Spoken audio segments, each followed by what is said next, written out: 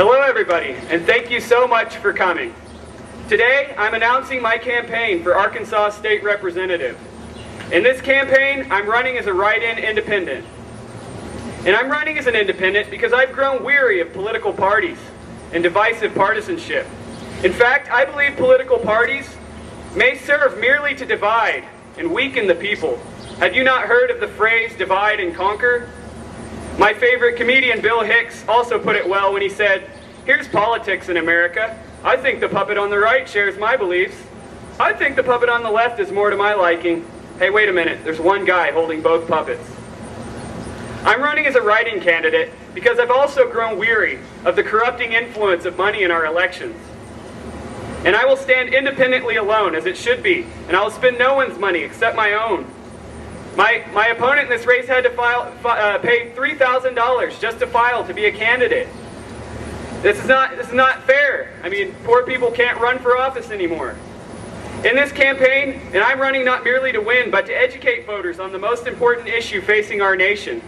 This issue is repealing corporate personhood. And if you'd like to learn more about corporate personhood, please read this book, Unequal Protection by Tom Hartman.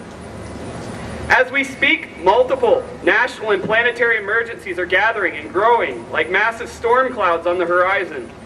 The immense challenges we're facing are not only caused in large part by corporate personhood, but the biggest obstacle to solving these challenges is also corporate personhood.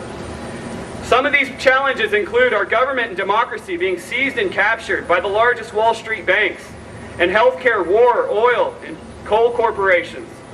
We face countless economic and social challenges from the immense environmental threat posed by global warming. Our whole economy and agriculture system is based on cheap oil, and with the arrival of peak oil, the future of civilization is truly in jeopardy. Our economic system is completely unsustainable.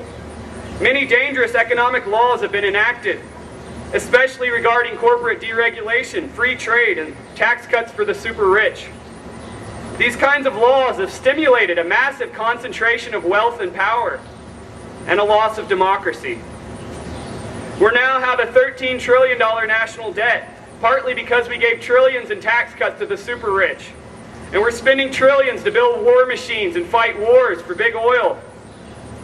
And we're giving trillions in corrupt corporate subsidies, such as Wall Street bailouts, and subsidies to factory farms, and subsidies so big oil can go drill in our oceans.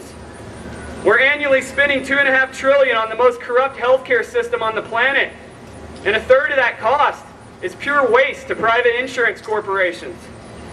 Environmental laws have been manipulated for special interests so that catastrophes like the Gulf oil spill can occur. And trillions of gallons of liquid toxic waste is injected into our underground aquifers, into our rivers and lakes and oceans every year. How can a government of, by, and for the people be so suicidal? The answer is that our federal government and democracy have been hijacked by big business.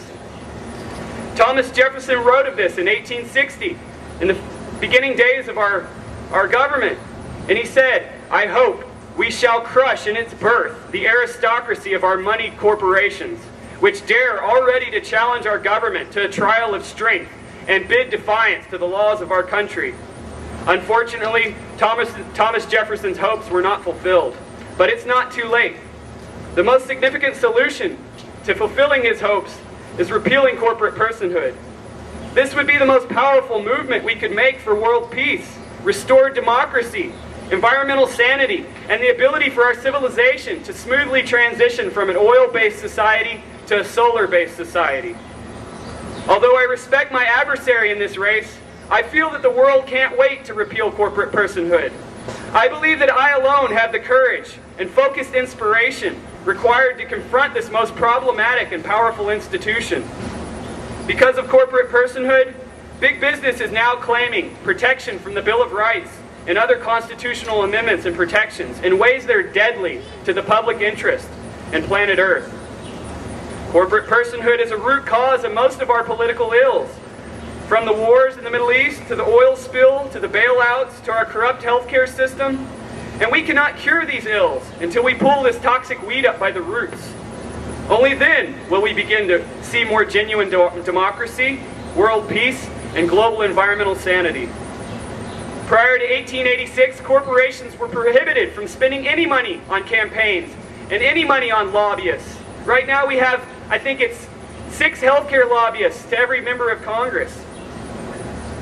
And however, after the Supreme Court passed the Santa Clara versus Southern Pacific Railroad decision in 1886, corporations began claiming all the rights that were originally intended for natural humans like you or I.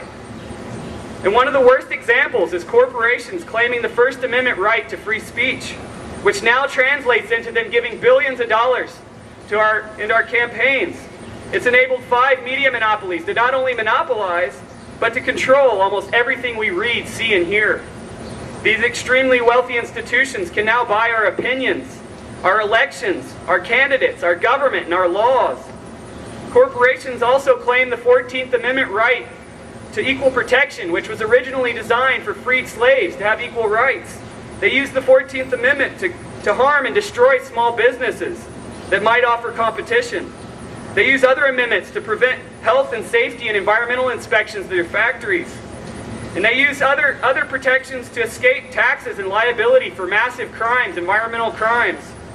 And they also use the Constitution to repeal anti-monopoly laws and to poison our water, air, and soil with a litany of toxic chemicals that we don't even know how harmful they're going to be. Some of these chemicals build up in the bodies of our children and we won't see the effects for decades even. And yet we still wonder why 1 in 3 Americans die of cancer? It's not really a question. Due to corporate control of our monopolized media and financing of our elections, the federal government is captured. And the best way to reclaim it for the people is to repeal corporate personhood. The best way to accomplish this is to amend the U.S. Constitution and define that only natural persons, like you or I, deserve political rights designed for human beings. Because the federal government's essentially owned by these corporate financiers, it will be impossible to get the U.S. Congress to make such a bold move for the public interest.